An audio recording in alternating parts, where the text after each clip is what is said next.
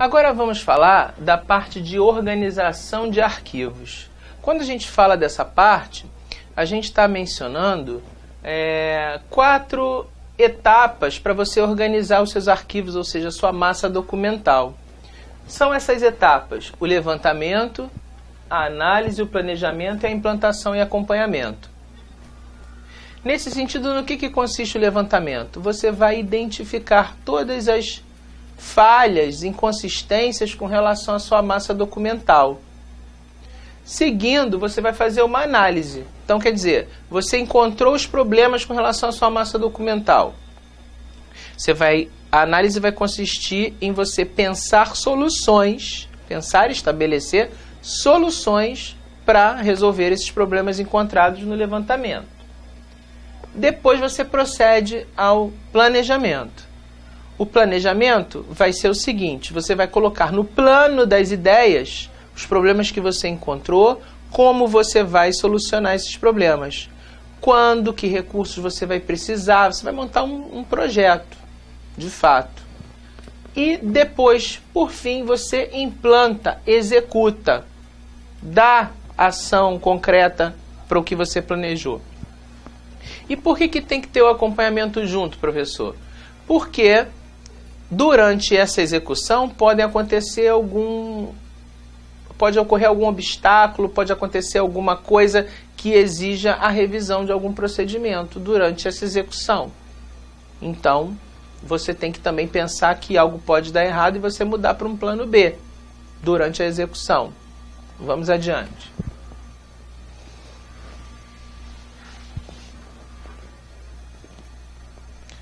O diagnóstico. O diagnóstico, ele já é mais abrangente do que a gente observou nesse slide anterior da organização dos arquivos.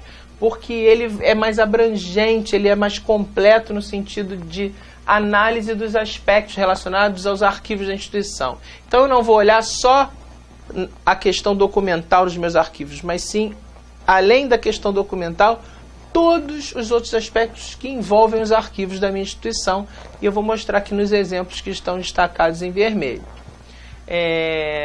Então, ele consiste em identificar falhas ou lacunas existentes com relação a esses aspectos: instalações físicas, condições ambientais, internas e externas, condições de armazenamento dos documentos, estado de conservação dos documentos, espaço físico ocupado, o volume documental, o controle de empréstimos, os recursos humanos das pessoas que trabalham lá nos arquivos, o acesso à informação. Temos aí uma questão delicada, a questão da lei de acesso, o gênero dos documentos, que vai impactar também no seu acondicionamento, na conservação, o arranjo e classificação dos documentos e, como eu já falei até na questão do gênero, o tipo de acondicionamento adequado para a questão do suporte específico, que em algumas situações a gente tem um suporte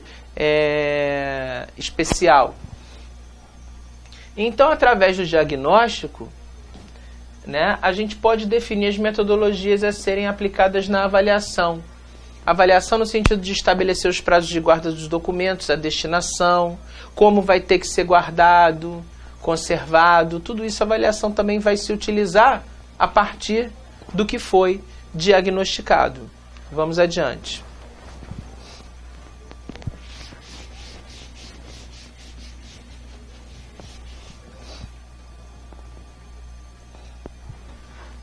Falemos agora da indexação. Indexação, pessoal, tem a ver com acervo documental, tem a ver com busca de informação e consiste no processo pelo qual se relacionam descritores e palavras-chave que permitem a recuperação da informação. Então, indexar um documento é você dizer com 3, 4 palavras-chave os assuntos principais daquele documento. Então, essas palavras-chave são colocadas, atreladas num instrumento de recuperação da informação, pode ser um sistema, uma base de dados, que quando você digitar aquela palavra-chave vão aparecer todos os documentos que contêm aquela palavra-chave, além de outras, mas contém aquela palavra-chave que consiste na informação pela qual você está recuperando. Isso é que é o processo de indexação. Você vai relacionar 3, normalmente 4 descritores, 4 palavras-chave que consistem nos assuntos principais do documento, que é para quando alguém puxar por aquele assunto, recuperar aquele documento e outros que tratem do mesmo assunto. Vamos adiante.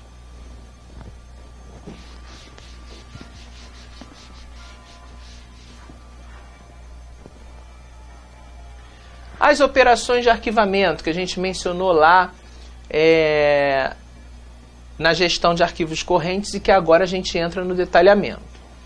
As operações de arquivamento consistem, prezam pela utilização otimizada dos documentos pelo usuário. Tem que proporcionar precisão, ou seja, eu quero recuperar exatamente aquele documento que eu estou querendo. E implica em fases. Inspeção, que é a primeira fase da operação de arquivamento. Consiste na leitura do documento para verificação se o documento se destina ao arquivamento. Então o documento chega no arquivo, o arquivista inspeciona o documento, ou seja, ele vai ler para ver se o documento já tramitou por todo o fluxo que ele tinha que percorrer. Tramitou, vamos arquivar e dar sequência às operações. Não tramitou por onde tinha que tramitar. Volta para circulação, para movimentação, porque ele ainda não cumpriu o fluxo dele. É assim que funciona. Nesse meio tempo, vamos dizer, se destina ao arquivamento, o documento foi inspecionado. O arquivista vai observar a classificação, quer dizer, se o documento tem uma entrada, se ele recebeu um código de classificação.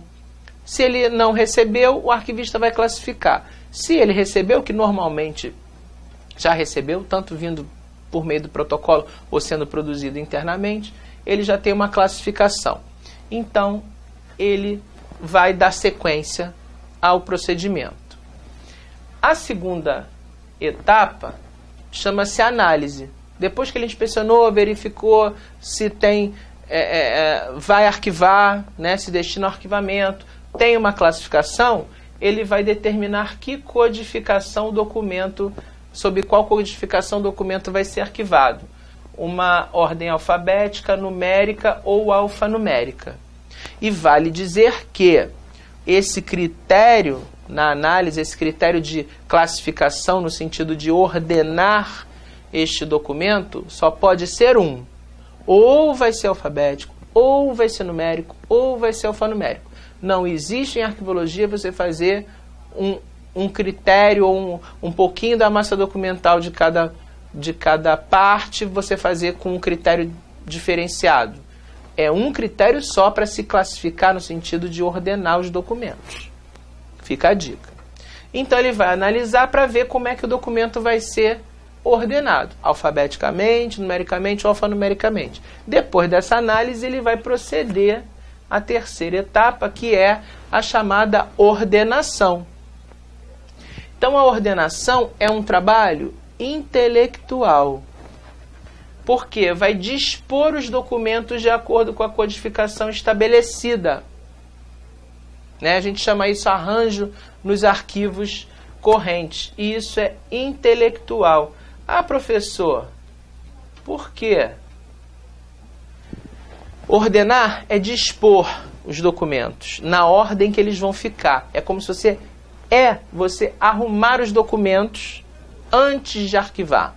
Então é uma situação que exige um trabalho, como eu já falei, intelectual. Muito cuidado com isso, por isso que eu estou ressaltando, as bancas podem pegar no pé por conta disso.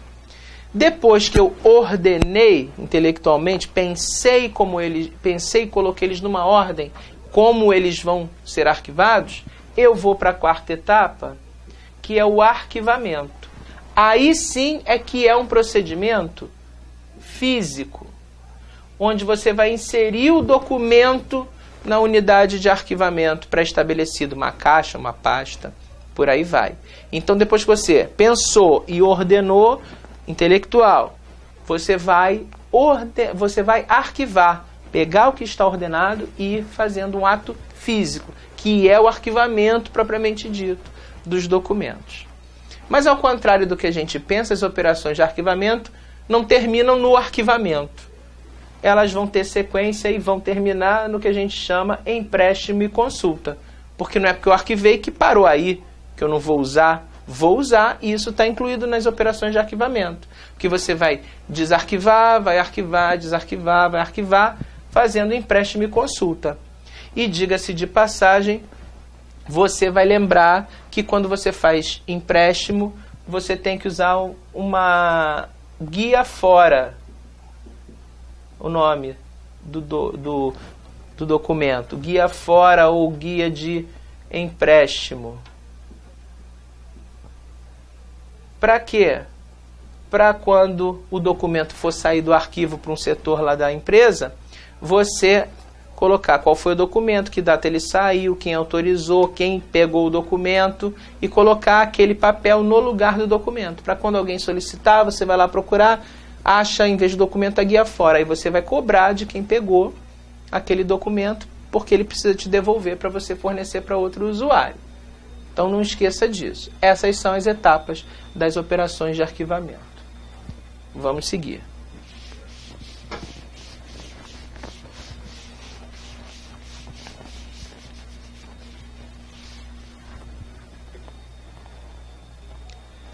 Vamos falar agora do protocolo.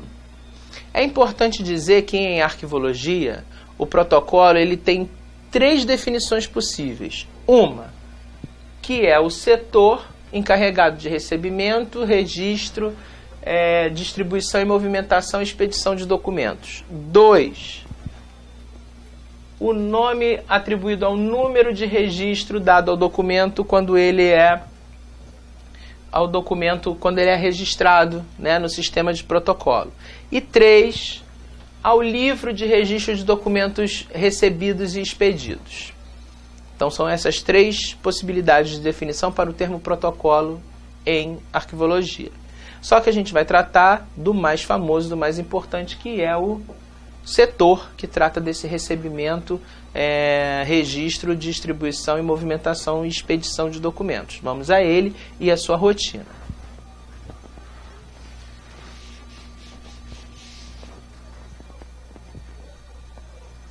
Agora a gente vai falar das rotinas de recebimento e classificação, para vocês verem que o protocolo não faz só carimbar documento assim automaticamente ou mecanicamente. Existe uma série de procedimentos aí envolvidos e que exigem um conhecimento da área de documentação para se fazer a coisa de uma forma correta.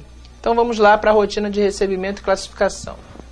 Primeiro, claro, acontece o recebimento da correspondência que chega à instituição por via malote, correios, né, ou até em mãos.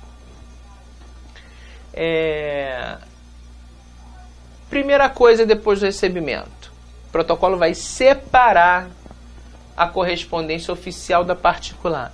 Por quê, professor? Porque o protocolo tem a atribuição de abrir o documento, mas tem documentos que ele não pode abrir, como particular. Ah, por quê, professor? Porque assim, oficial é o que vem no nome da empresa, ou no nome da pessoa até, mas a pessoa como funcionário, num cargo. E isso ele vai poder abrir. Agora o que é particular, não. O que é particular é uma informação privada, né, de interesse só do próprio. Tem gente que dá o endereço comercial para receber correspondência particular. Por que o senhor está falando isso, professor? Porque o protocolo tem a atribuição de abrir, porque ele só vai poder registrar no sistema de protocolo informações de um documento que ele leu, que ele pode ler. O que ele não pode ler, ele não vai registrar. Como assim, professor? A oficial vem no nome da empresa, ou para o fulano de tal gerente, ou para o gerente da área tal. Agora, se vier para o fulano de tal, não sendo em nome da empresa e não sendo o cargo qual ele ocupa, o protocolo não pode abrir. Ele não vai registrar no sistema de protocolo as informações porque ele não pode abrir. Mas ele vai registrar, entendam, o recebimento. Então, entendam, uma coisa é registrar o documento que ele abriu, leu no sistema de protocolo, e outra coisa é registrar o recebimento do documento, que ele não vai abrir e vai distribuir direto para o interessado. Então, nessa separação, separei o que é oficial. Ainda estou falando, depois eu vou registrar. Separei o que é oficial, separei o que é particular. O que é particular, eu vou registrar o recebimento, não o documento. Aí eu pego o meu famoso livrinho de protocolo preto, falo correspondência tal para fulano de tal, dia tal, tal. Não vai dizer o assunto, não vai dizer o que continha aquele documento, nem nada. Vai distribuir e aí a pessoa vai receber a correspondência particular e vai assinar dizendo que recebeu. Pronto, o protocolo entregou. Não é uma coisa assim, fantasma, que o documento entra, você entrega de boca e ninguém sabe, ninguém viu. Tá? Tem o registro, mas do recebimento do documento, não do documento com seu conteúdo no sistema de protocolo. São duas coisas distintas. Bom, seguindo. Ele está só com a oficial agora, então ele ainda faz outro tipo de separação. Separação do que é ostensivo do que é sigiloso. Ostensivo é aquilo que ele pode tomar conhecimento, vai ler, vai tomar, vai proceder o registro, tudo bem. Sigiloso ele também, igual particular, ele não pode ler. Mas tem umas peculiaridades para a questão do documento sigiloso quando ele chega por malote, né, ou por correio, nas instituições. O sigiloso, ele não vem carimbado já de cara que é um documento secreto, alguma coisa assim. Vale dizer também, curiosidade, né? Curiosidade não, isso está sacramentado em lei específica, o procedimento. O documento sigiloso, reservado ou secreto, ok? Reservado ou secreto somente, que acontece isso. Ultrasecreto é entregue em mãos, então nem chega no protocolo, é entregue em mãos. Agora, o documento reservado ou secreto, né, o sigiloso nesse sentido, vai vir em 2 envelopes. Do lado de fora ele aparentemente é um ostensivo. Você não vê grau de sigilo, você não vê nada disso. E ele vai vir no envelope duplo, onde o protocolo vai abrir pensando que é um ostensivo, vai encontrar um envelope duplo lá dentro, aí sim com o nome do interessado e o grau de sigilo. Aí ele vai falar, opa, tem que parar por aqui. Não posso mais mexer. O que ele vai fazer? Vai proceder igual ao que ele fez com o particular. Vai encaminhar a correspondência sigilosa aos seus destinatários. Ó, correspondência sigilosa, seu fulano de tal. Né? Oficial. Ele vai fazer igual o particular. Correspondência sigilosa para fulano de tal. Vai lá, leva o livrinho, entrega, entregou, recebeu. Isso também a gente tem que lembrar que essas correspondências chegam também ao protocolo e o pessoal do protocolo assina um aviso de recebimento, porque já que é uma coisa sigilosa tem que ter um controle do recebimento dessa documentação. Então, depois que ele está só com a oficial e ostensiva, ele procede à abertura dessa correspondência. Aí vamos ver o que acontece na sequência.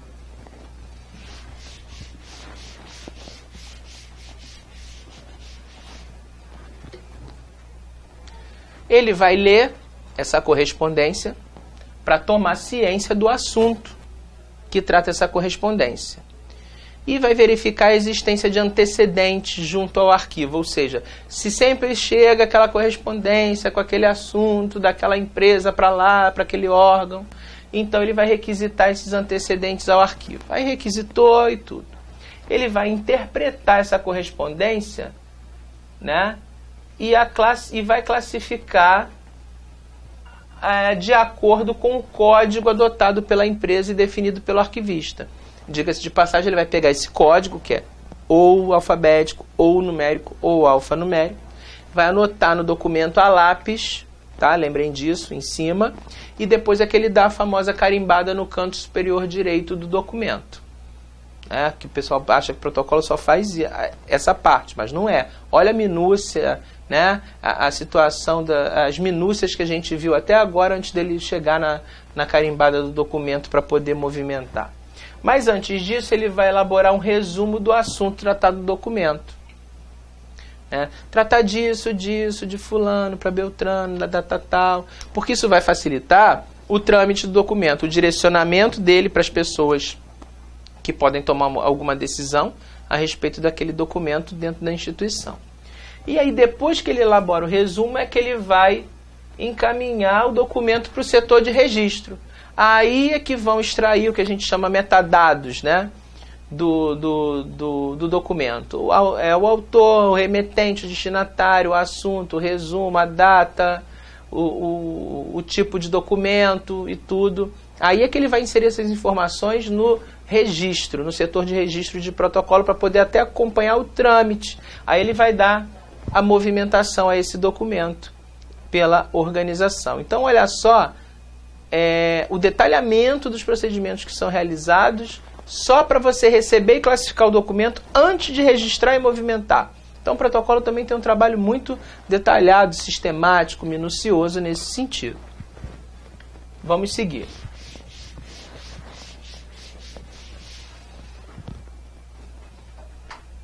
A expedição. A expedição é uma coisa bem simples de se explicar. É a porta de saída do documento da empresa. Então, o que é importante saber? Verificar se não faltam folhas ou anexos nos documentos, numerar e datar a correspondência no original e na cópia. Por quê, professor? Porque a gente vai expedir o original. Ele vai ganhar uma data e um número de saída. Ele pode até ter entrado via protocolo, vai ter um número de protocolo, um número de classificação, mas pode ter um número de expedição também. E uma data diferente. É uma data de saída e um número de saída. E você vai expedir o original e vai guardar a cópia. Porque você vai ter condição, pelo protocolo, de acompanhar o trâmite desse documento. Até saber se ele saiu, quando ele saiu, para quem foi e tudo. Então, o protocolo tem essa função também de expedir documentos. Então, você vai deixar as cópias no arquivo e vai encaminhar o original. Quando prescrever aquele assunto, joga esse documento fora, claro. Vamos adiante.